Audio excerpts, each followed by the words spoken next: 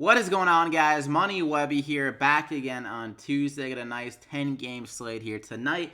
I got it broken down for you. 6 of my favorite plays on the slate. My money 6, 2 pitchers and 4 hitters to get it done for you. So before we get going, if you could drop a like on the video to show some support to the channel, that would be greatly appreciated.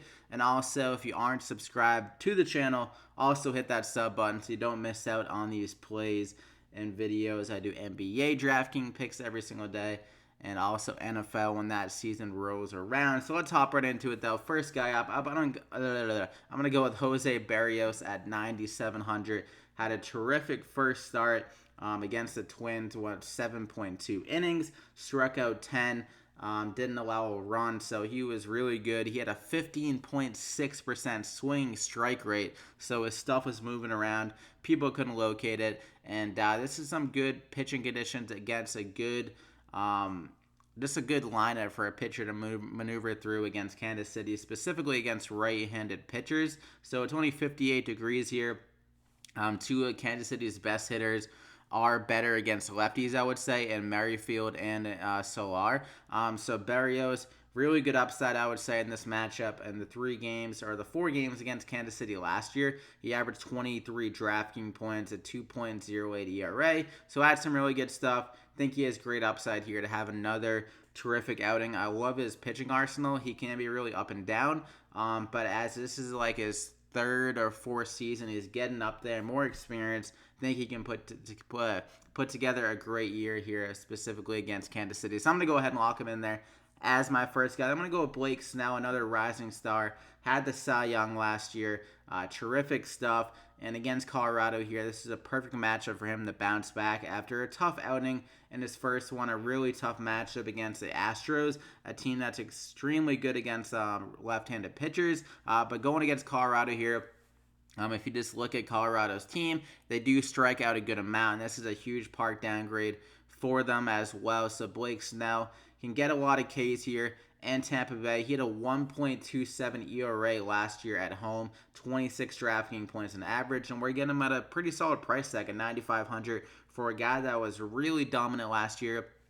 Has terrific stuff, especially in this ballpark, and they're only implied 3 runs flat, and I think he can give us a huge outing against Colorado. So I'm going to go ahead and lock him in there as my second guy. Then I'm going to go with Grichuk. I mentioned him the other day, but 4,400, this guy just has some really solid power. Great matchup going against Andrew Cashner.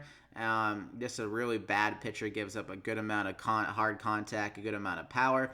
And Grichuk against Cashner, his average isn't great, 3 for 14. Definitely a small sample, but he has a double and 2 home runs, so 3 extra base hits and 14 at-bats against Cashner, so pretty solid. And last year against right-handed pitchers, had a 268 ISO against them, so really good power. Vegas likes the Blue Jays a lot in this matchup, implied 4.96 runs. That's the second highest run total on the slate. So Toronto, nice cheap stack, and Grichuk, one of the most powerful batters in the lineup in that 4 spot, can give us some good upside. So I'm going to go ahead and lock him in there as my first hitter. Then I'm going to go with Rowdy Tellez, kind of an under-known guy, but this guy has a ton of power.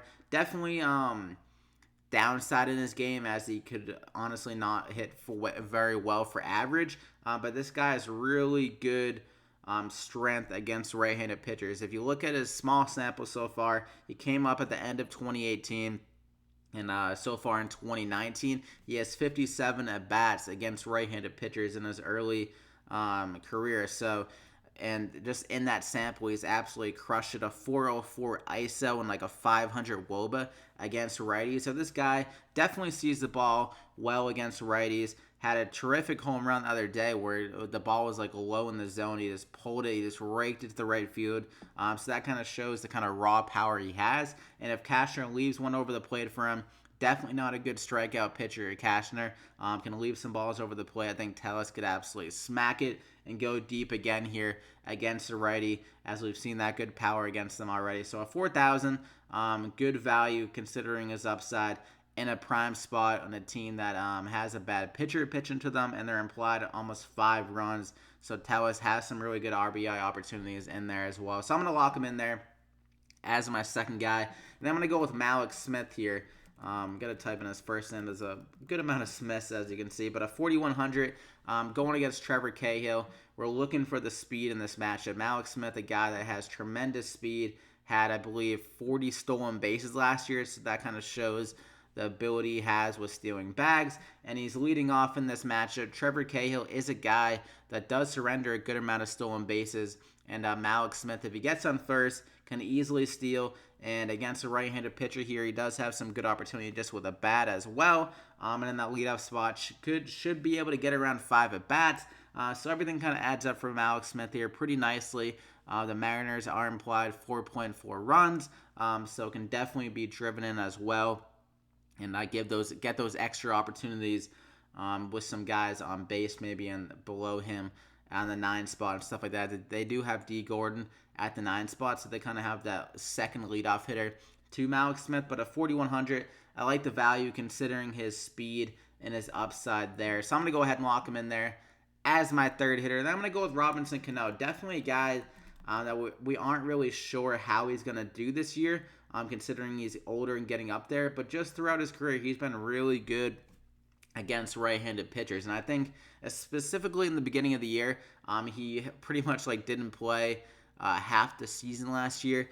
So he was definitely rested up, able to kind of come in here very fresh at the beginning of the season. So I feel like he could have a really good start to the season. Maybe he wears down as the year goes on and kind of falls off. But I feel like at the beginning of this year, against a right-handed pitcher here today in Urena, can definitely show off some more power. He had a home run in his first game for the Mets. And in that 3 spot, some really good upside, some good hitters around him and before him and stuff like that. So he definitely has a good upside. I don't mind the price, considering I think this Mets team can get some runs against Urena here, and Cano has that good upside in that kind of meat of the order in that 3 spot. And Urena allowed a 41% hard hit to left-handed batters last year, so lefties can definitely crush it against him.